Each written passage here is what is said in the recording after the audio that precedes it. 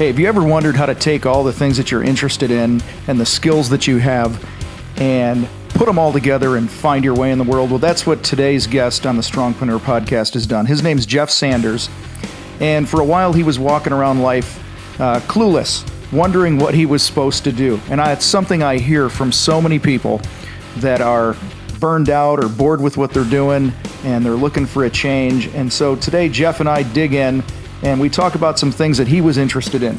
You know, he's really interested in personal development and productivity and health and fitness and all that good stuff. And so what he did is he took all those things, put it together, and created the 5 a.m. Miracle podcast, where he helps people with exactly those things: how to be more productive in their life, how to be healthier, and how to be stronger as individuals. So I thought he was a perfect guest to have on today's show. So please welcome Jeff Sanders to the Strongpreneur podcast. Hey everybody, welcome to the Strongpreneur podcast. My name's Tom Reber from motorhard.com, and today I'm super excited to have my guest Jeff Sanders on. He's the host of the 5 a.m. Miracle podcast, which is ranked number one in iTunes in the self-help and business categories. He's been nominated for tons of awards, and he's an author and a coach and doing some pretty cool things. And so I thought he was going to be a great fit to have on the Strongpreneur podcast. How you doing, Jeff? Doing well, Sal. I'm great to be here today.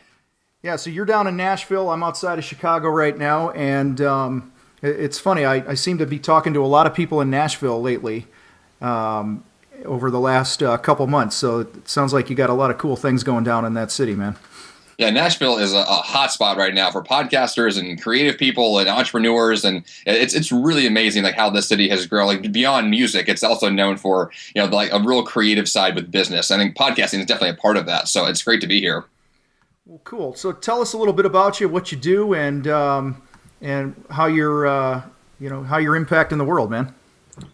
Sure. I have a website at jeffsanders.com that I started about 3 years ago, and that's where I have a blog. I've got the 5 a.m. Miracle podcast, and that whole business was really developed kind of, if you back up the story a little bit, before that, I had a blog that I had called Graduated Clueless, and that was my attempt to figure out what I wanted to do with my life after I graduated college. And I had that blog going because I was trying to figure out like who I was and try to help other people at the same time. And while doing that, I wrote a book all about the same experience. And I still, after doing that blog and that book for like 2 or 3 years, I still had no clue what I was doing. I still felt really kind of like I was on the right track. I knew I had certain pieces of my life put together. I graduated with a degree in theater and psychology, which those two together equal no job whatsoever. It's really kind of useless.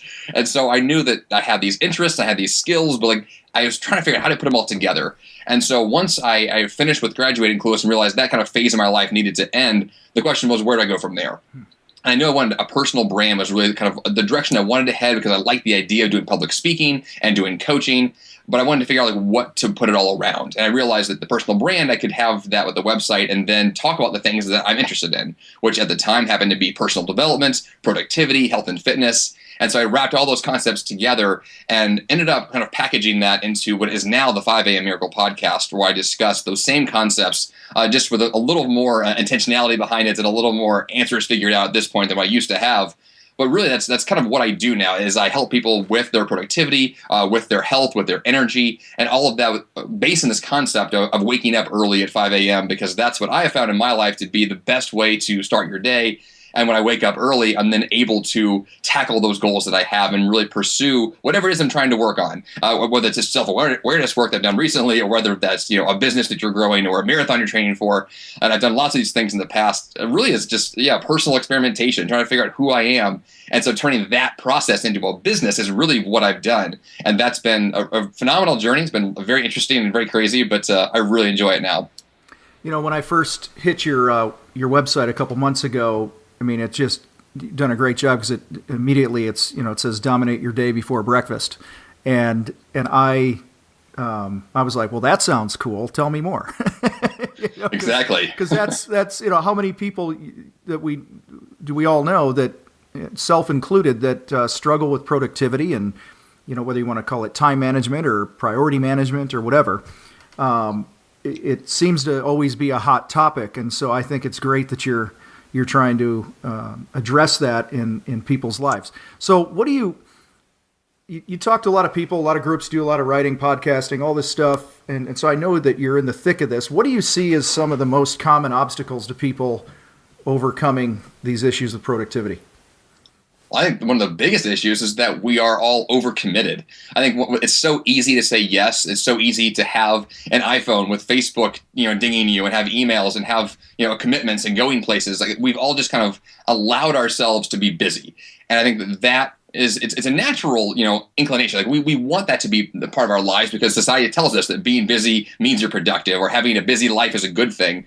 And it's almost like a really bad thing to even admit that you had a slow day. It's like, well, why'd you have a slow day? Why'd you get more done? It feels like society tells us we should be busy all the time. And I think one of the parts of my message is that, yes, you can be busy, but really productivity is about doing the right things. And having downtime is a good thing. And when you wake up early and dominate your day before breakfast, well, then if you get your big stuff done early, the rest of the day could be whatever you want it to be. It doesn't have to be crazy. It doesn't have to be busy. I think that we all kind of have this tendency to want to just do all the time without really thinking about, what am I doing? Why am I doing it? What's the best use of my time? And when you ask those kinds of questions, you get answers that kind of surprise you. And you realize, I could actually do less and get more done. I could actually prioritize my schedule and then end up getting those goals accomplished that I'm trying to accomplish, but without all the stress and the chaos that's usually attached to it. Mm-hmm. And so that's one of the goals I try to get across to people, is that really what we're trying to do here is slow the pace, but do the right things and do those every day. If you can't do them early in the day, that's even better. But really, I think this tendency to want to be too busy really holds everyone back. So how do you prioritize those big things early in the day when everything seems urgent? Well, that's a good question. It's pretty subjective, because really your life is your choice. And so you have to decide for yourself what matters the most in my life right now. What am I going to work on? And so I think that having the philosophy of waking up early, for most people, it's going to be a little unusual. Like, if you usually get out of bed at 7 a.m., but now you're going to bed at 5 a.m., you have a 2-hour window there that you could use however you want. And so if you're able to pick even just one thing that matters in your life and work on that for 2 hours, that's going to be more progress today than you likely would have made at all, or even this entire week. And so that's kind of the idea, is that you start with that. It could be anything. It could be you're going to wake up and go on a run. It could be wake up and work on a book you want to write, or build a business, or spend time with your dog, whatever it is you want to do in that time. I think that once you've made a list of, like, here are the things I want to accomplish and here's what I want to prioritize, you just pick something and you go. And over time, you're able to really figure out which things matter most. And it's a constant fluid process. You can't really say, like, well, this one thing matters most and will always matter. Most of the time, it's that list is always changing and growing, and there's new opportunities and things to work on. So the way I see it is that every day is a new chance to start again. And so I have these lists that I look through of what matters, but they're always up for grabs. I could change my mind at the last second if I wanted to. Mm-hmm. The real question is, am I going to spend my time and intentionally decide to work on those things that I have chosen that matter most to me today? So when you personally have a conflict in your head about how you should spend your time, do you have an example of what that debate sounds like in your head, what one side is saying to the other? I have that debate all the time. And for me, a lot of times it comes down to the debate between how much time I spend working out versus how much time I spend on my business. Because in my life, like, those are my two biggest priorities on a daily basis to make time for. I want to make sure I work out, and I want to make sure I have creative time for the business. And so I'm always asking myself, like, how do I fit these things in? And what does that look like today? Because every day is a little bit different for me, even if I have a set structure. And so, yeah, there's the back and forth kind of battle that goes on between what do I really want to get done today? And a lot of times that answer is a lot clearer for me with a weekly plan that I have in place to say, well, I'll make time with these time blocks throughout the week. And if I can guarantee that I work on something in those various time blocks, then over the course of a longer period, like a week or 2 weeks or a quarter even, I know that I'll be able to make time for all these goals that matter. But on an individual day, it's not as important to hit them as long as over the long run I'm getting there. So the daily battle is asking myself, where am I in that process, and what needs my attention today? Even if I don't want to do it, if it needs to get done, then I really have to just buck up and do the work. Mm-hmm. So you touched on fitness there and making time to work out. What connections do you see between working on yourself physically and being the type of person that consistently conquers their day?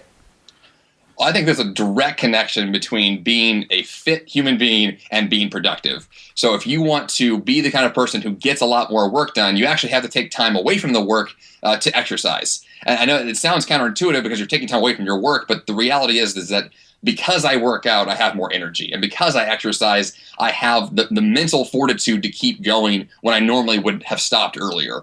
And so that to me is the real priority, is to make sure that I get that workout in. I read a book recently, it's called Spark, and it's all about how your brain neurons actually connect more fluidly because of exercise. And you actually have more connections, more neurons firing, and your brain works at its peak level right after a workout. And so if in your day, you begin your day with a workout, and the very next thing you do is go work on a difficult mental task, a creative project, that's the best time in your day when your brain is most alert and ready to work. And so for me, that's been kind of a focus. Like, can I get the workout in early in the day? Can I then translate that into working on a creative project right afterwards? And make sure those two things are happening every single day. And if they are, then I know that I'm having the energy and the productivity to be able to really get the work done that matters. And over the long haul, I've got more energy, I'm healthier, I feel better. And then with that, better positive attitude, I want to continue to work. And so these things just kind of, they work together and they build on one another. So exercise and work are really two things that have to come together. Have you heard of the book? Oh boy, it just came to me when you were talking, and I think it was called "Your Brain at Work." I've heard of that, but I haven't read it yet. So he talks about, one of the things that jumps out at me is he talks about how we actually only have a certain amount of mental energy each day, and each time you make a decision, you are taking some of that away. Kind of like a battery, and which he was making the case for why you need to do those most important things early in the day. So I just thought it was a cool concept. That's similar also to a book called The Willpower Instinct, which is about the same concept, that we have kind of this daily allotment of willpower and discipline, and that it does over the course of the day, that depletes. And so if you want to take advantage of it, you have to take advantage of it early in the day, because if you're going to say like, well, I'm just going to be motivated to go run a marathon at 9 p.m., it's like you're not going to care at 9 p.m. You're going to be ready to go to bed. Dude, so you just cleared everything up for me. Now I know why I eat chips late at night and I eat good in the morning. Exactly. Oh, it's totally true. Like, diets always get worse as the day goes on. Yeah. And so that's why I put a strong emphasis in my brand and in my life on breakfast, because I know that if you want to make time for a smoothie or make time for a healthy breakfast or a healthy meal at all, it has to happen early in the day. Because if you don't do it now, you are not going to do it before bed. It just doesn't happen that way. Mm-hmm. So you brought up food. You got some interesting eating habits, don't you? Yes, I'm pretty unique in that respect. So let's hear it. Let's hear it. What do you do? Well, essentially, where I am today is I am what I call a mostly raw vegan. So what that means is the majority of my diet, so more than half of my diet, is raw food. So it's fruits and vegetables, generally organic produce whenever I can. So a lot of my diet is bananas. A lot of my diet is smoothies. I eat a lot of fruit, a lot of salads. And that's a whole long story before we get into that we can about why I became a vegan. But where I am today is that I put food as a strong centerpiece in my day, along with fitness, to give me more energy, to give me more mental clarity. And so that's a real central part of who I am now. And I really believe that my diet and fitness add up to me being more productive in such a way that I would never be where I am today without it. And so, yes, I eat a lot of bananas. I have a lot of smoothies, and I love them. And yeah, it's just a big part of who I am. Yeah, it's you crave what you eat, don't you? Oh, totally. And the more you eat, the more you want it. Yeah. Yep. I totally relate to that. I did I think it was a 7-day juice fast or juice cleanse that my wife and I did, I don't know, a year ago or something like that. And I felt like $1 million at the end of that thing.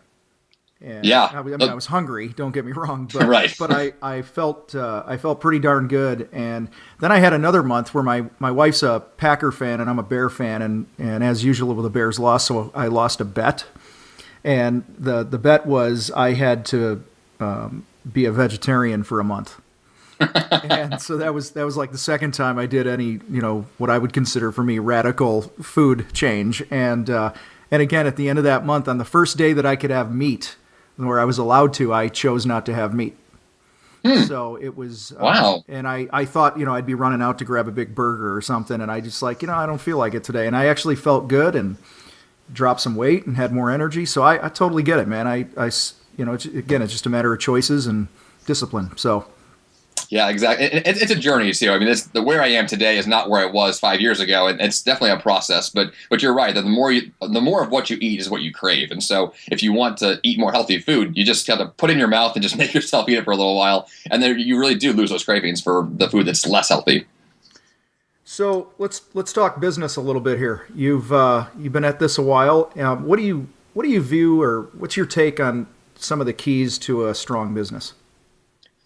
From what I've seen, this is one thing was very bad at in the beginning. I'm only now getting better at this, which seems kind of ironic now to me thinking back on it. But really, where I was in the beginning was I thought of myself as more of a creative. So I was really interested in writing and blogging and podcasting. And then where I am today is much more of, I would say, more like a businessman. I'm more interested in sales and marketing and producing products and launching those into the market.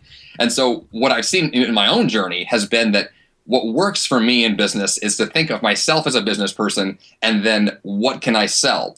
But not in the sense of just I'm selling to make money. The question is, how am I creating more value for my audience? But thinking about that through the lens of selling things as opposed to the lens of giving away free things. Mm-hmm. Because blog posts are free, podcasts are free, but products that I might create, I would sell.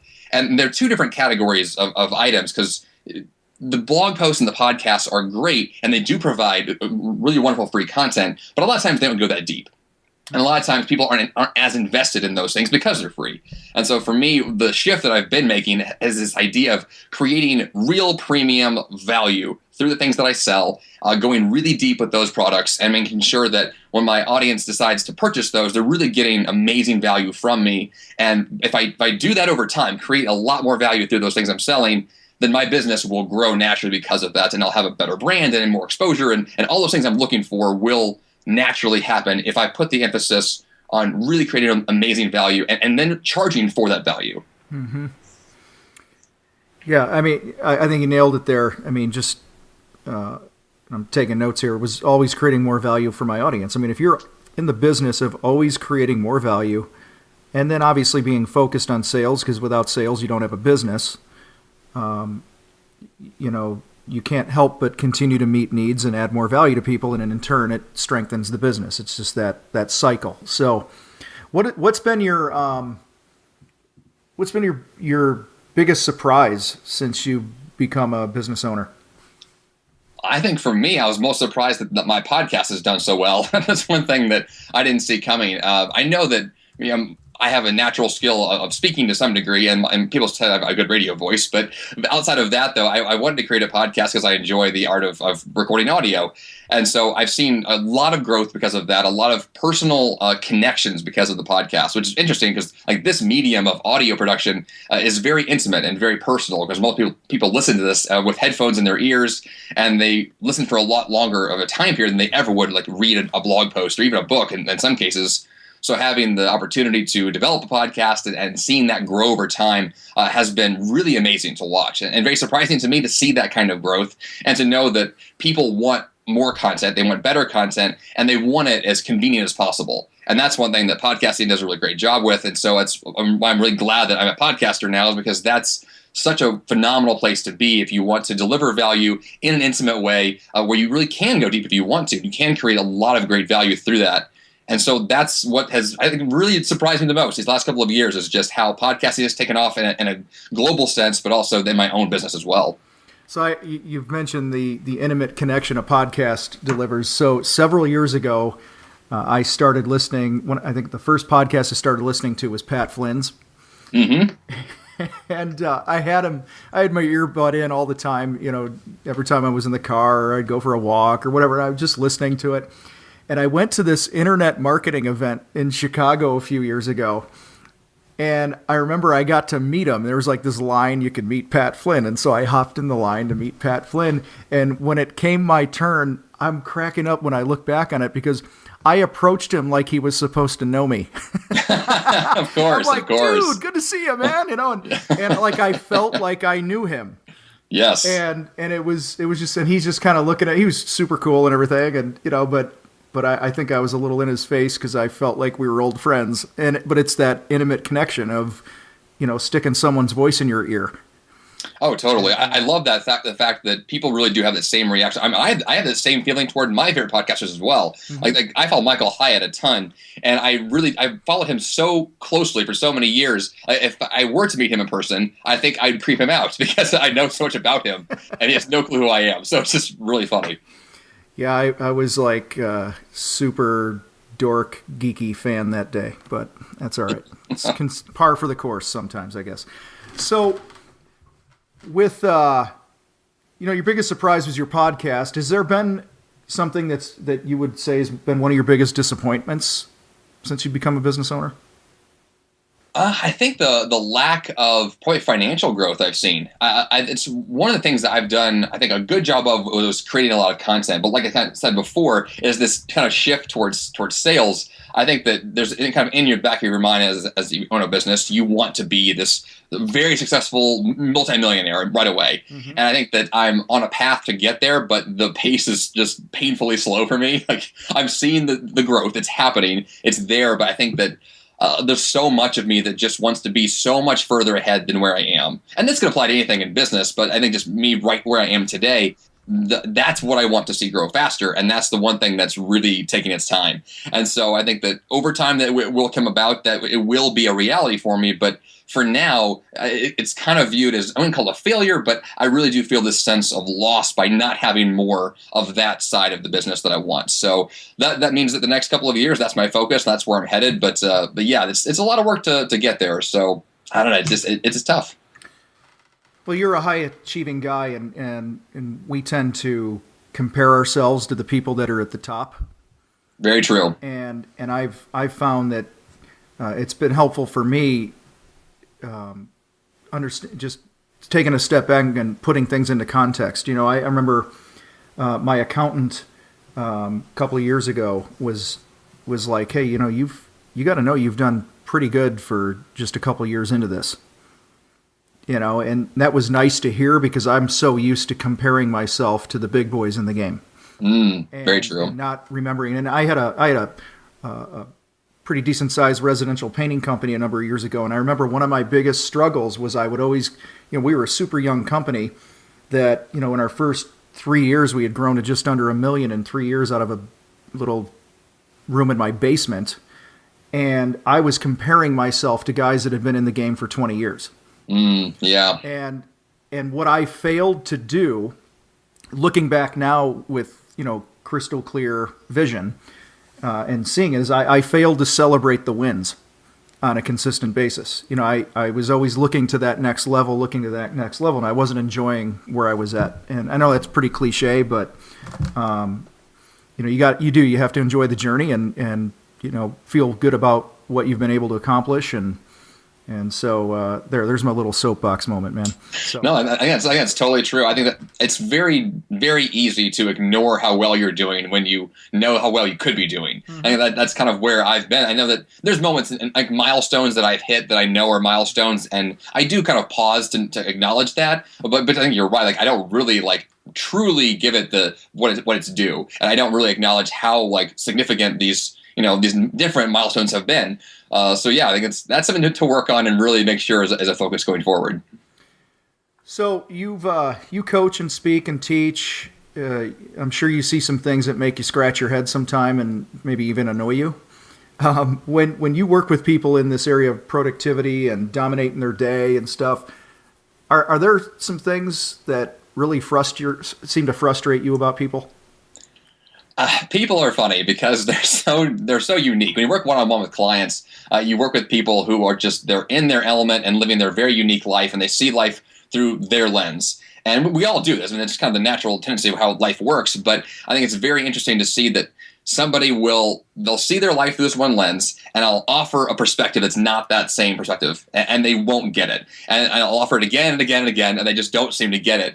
And I wonder, well, can I think through their eyes? Can I see the world as they see it? And that's really hard for me to do. And I get frustrated for the fact that I kind of butt heads with people a lot because I see my world in my way and they see it in their way. And sometimes it just doesn't align. And that I wish it did more often because it would make things a lot easier. Mm-hmm. But yeah, there's a constant struggle, especially even if you're creating content like on a mass scale with lots of people, making an episode of a podcast, for example, you have to create content that you think will be good for your audience, but your audience is filled with lots of people with lots of opinions, and not everyone's going to love what you produce. And then there's just that sense of knowing that whatever I do, whether I love it or I hate it, there's going to be this big mixture of a response to that work. And so I have to be okay with the haters. I have to be excited about those that love it, but keep it all in perspective and realize that there's a lot of ways to view the world. There's a lot of options on how to do things, and that my way is not always the best way.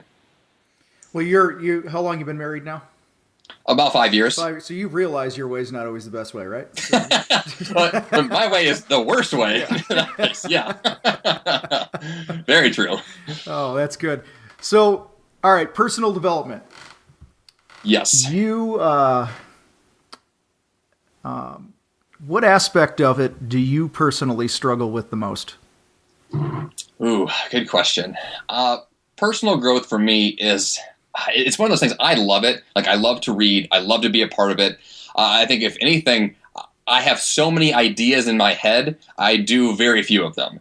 I think what's the hardest part for me is the fact that I have so many things that I think this place I could be in life, this person that I could become, and the gap between where I am and where I could be is so huge. It's daunting. And so a lot of times that will lead me to doing very little. Even though I have a lot going on, I feel like I'm not really making any growth because I'm trying to do either too many things or doing nothing at all. And it's this constant battle back and forth between making those choices. What do I do today? What matters most? And some days it's obvious, but most days it's really up for grabs. I get to choose today what matters in my life. And it's hard because I want to be this amazing person, this vision of who I could be. And I think a lot of days I feel like I'm not ever really making the traction I want to get there. And so that's the daily struggle, is that how can I put myself in position to grow as much as I want to and be satisfied with that? And I think that's definitely difficult sometimes. So right now, if you guys are listening to this in the future, well, you will be it will be the future, but it's April 2015. We're a few months into the new year. People made a bunch of resolutions for the year, set a bunch of goals, and I know you're a big goals guy. What do you tell the people right now that have kind of fallen off the goal wagon? What do you tell them now to get back on track? Well, I actually changed my perspective on how I approach goals just last December, actually. It's about 4 months ago. And the way that I approach it now is basically a quarter system. So my year is actually just 3 months. And so I'm only setting goals now up to basically 3 months or 90 days or 12 weeks, however you want to view it. That amount of time is the window in which I'm going to view my goals. And so because of that, being that it is April's the beginning of the second quarter of this year. So if you want to kind of start fresh and start over and just scrap whatever happened, you can do that at any time you want. And that's what's kind of beautiful about goals, is that whatever you had tried to do before and it didn't work, just forget it and start clean today. And I think that doing that allows you the chance to really say, well, today begins, my life begins today. It's all I have is the future and the present. So let's go and make that work. And so now I approach goal setting from the perspective of, here are the 2 or 3 things that matter a lot to me in the next couple of months. And I'm going to devote all my time to those things and really attempt to make those things work. And using that strategy, just in the first quarter of 2015, I had phenomenal growth in my goals. It was ridiculous how many things I got done that I just didn't do previously. And I love the focus and the simplicity of that system of really saying, like, this is my life in a few months, and I'm going to give everything I can to that time period. And then when it's over, and I go on and have new goals and start over again. And that kind of restart process for me is very refreshing, and I really love the ability to focus so much. And then I think it really does translate to more achievement. So talk to me. I'm looking at your website right now, and you have a section on here called Recent Bold Action. Yes. And I'm looking at your first quarter of 2015. And there's a few things that jump out to me with this, but I'm curious, when you look at this list, is there anything that you're most proud of? I think what I'm most surprised by is the book contract that I got. Which came about really out of nowhere because I didn't approach a publisher. I didn't ask get an agent. I just really it showed up. A publisher just emailed me out of the blue and said, "Hey, we're looking for somebody to write a book about productivity in early mornings. Do you want to do a book?" And I said yes. And that was basically how that went. So you could really say that's a goal that I'm proud of. I didn't really pursue it. Beyond that, though, I bought a house in the first quarter of 2015, which came about also kind of as a stretch goal for me to really make that work. And so a lot of my time has been devoted to making the house work, even this quarter as well, to now the actual move-in process and all of that. So yeah, there's been a couple of big things. The first quarter of 2015 was really awesome for me, just from a personal perspective of book contract, house, a nomination for a podcast award, just kind of really cool things that happened all at once. You read 7 books in 1 month. I did. That was a big one too. Yeah, and that was the most I've ever done. Previously, I think that my best was probably 3 or 3.5. So I basically doubled my previous best. So yeah, a lot of reading in January. Were those read or audio books? I read 5 and listened to 2. There you go. Cool. Yeah, that's a lot of brain food, man. That's awesome. It is. It was a great way to begin the new year, too. I think that one of the things I was looking for in my new year was just ideas of what I could do with the year. And by reading a whole lot of books, I really got my brain just filled with ideas and filled with content. I think that was an awesome way to get the inspiration I needed and have the knowledge in place to be able to go and pursue the goals that I'm now working on. Yeah, you didn't brag about how you surpassed 1 million downloads for your 5 a.m. Miracle podcast, though, so I'll brag on that for you. That's a pretty big deal. I mean, that's a lot of downloads. That's 1 million, man. That's like 50,000 people a year for 20 years. That is true. That's pretty cool. I've heard this before too, of the idea of like I now average probably 90,000 downloads per month in my podcast. And I was thinking that in the perspective of if you were a public speaker on a stage and you had an audience in front of you, like to speak to an audience of 90,000 people is an entire football stadium of people. Like it's kind of a ridiculous number, and it really blows my mind sometimes because it's just me and a microphone in my room. Like it's not a lot. I'm not talking to an audience directly, but yet that's how many ears end up listening to what I'm saying. And so yeah, it's a very powerful thing to have a microphone in today's world with the internet, and it's really cool to be able to reach that kind of people. It's awesome. So since this is my podcast and I get to ask anything I want, and I'm relatively new at this, I've been at this only 3 months now. What advice can you give me or any other new podcaster about how to reach that milestone?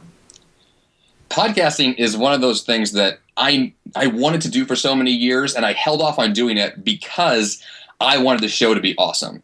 And I think that one reason why my show has reached 1 million downloads is because from the very beginning, I put quality as my number one priority. And so quality of the audio, quality of the content, quality of the guest I would bring on, I made quality my number one priority. And by doing that, I was really able to make sure I had the equipment ready. I had the training I needed to make sure I know how to use the stuff, because that's a big hurdle at the very beginning, is all the tech specs around it. Mm-hmm. The microphone, the mixer, and which program you use to upload your files to, and it can get really intense. But that was a big focus. I wanted to make sure I had that right. So that was very helpful, because then in the beginning, people would tune into my show, and at least from the beginning, they could view me as a professional, as someone who truly was taking this seriously. And that's going to give more people the opportunity to listen to you because they think that you're in it for the long haul, which I was. And so I wanted to make sure that I had the quality there and that I was consistent about when my shows came out. So I made the goal of saying once a week was my goal, and I was going to hit that every single week without a doubt. And I think that having that time period every week that someone can look forward to really allows them to look forward to it. And then they're excited about it, and they know it's coming, and they look forward to that day when your show arrives. And so every week on Monday morning, when someone gets an episode of my show, and they've been looking forward to that, they want to hear that show. And I've created that sense because I've told them from the beginning, I'm going to do this every week. It's going to be high quality, and you're going to get what you want every single week. And that alone is enough to get people on board and stick around and to love your show because they know what to expect, as opposed to being random and having your show be poor audio quality, or you kind of just do a show whenever you feel like it.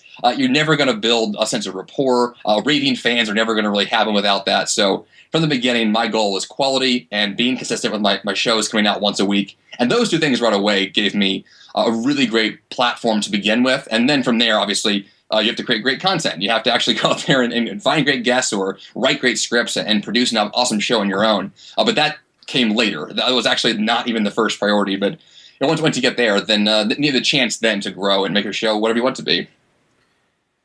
Well, I love that, man. I love what you said about being consistent, and that was one of the things I set out to do. Was I'm going to release this thing every week, every Monday, and so far I've done it, and it's growing, it's going well. So hey, everybody, if you're listening, make sure you head over to the 5 a.m. Miracle Podcast and subscribe to it, and give Jeff a listen. He'll certainly challenge your thinking on some things and all that. So, Jeff, what you seem really confident now in this area of personal development and productivity and all that. Was there a time that you weren't? I think I still am sometimes. No.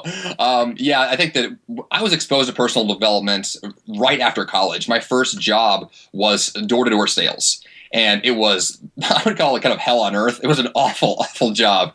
But the one amazing part about it was that I was exposed to personal development and reading books to learn and to grow as a person, which I had previously had only viewed books something you had to read for school. It was never this thing you would learn, you would take a hold of just to improve a skill or just to grow as a human being.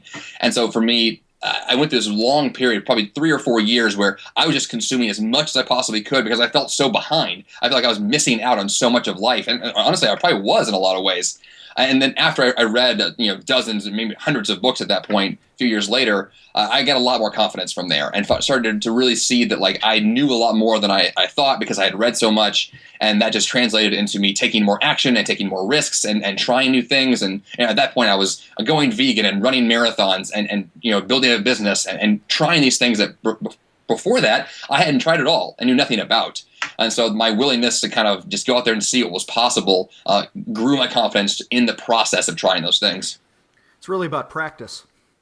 Exactly. Yeah. And doing things over and over again. I mean, before I ran marathons, I wasn't a runner. I became a runner because I ran. And that's really all that it takes. It's just doing things makes you better at those things. And that's really that simple. Well, that's good stuff, man.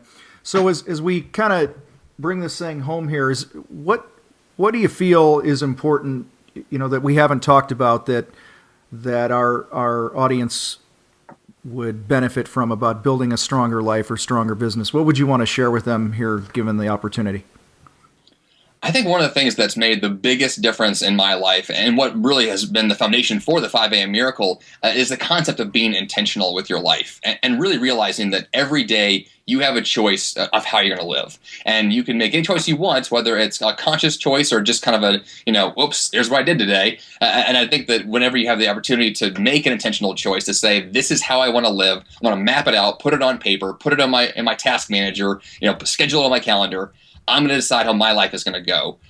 It won't always work out how you plan it. There's going to be lots of bumps in the road and things are going to happen, but it's amazing to me how much more success I've experienced and how much more growth I've had because I have decided ahead of time how I want to live. And I know it sounds so simple to say that, but when you actually live out that way every single day and you decide every single morning, here's how today is going to go, you actually make so much progress. And it's so exciting to see that, and then it makes you want to do it again and again and again. And so, I think being intentional has got to be one of the most foundational concepts in my life that has made such a huge difference.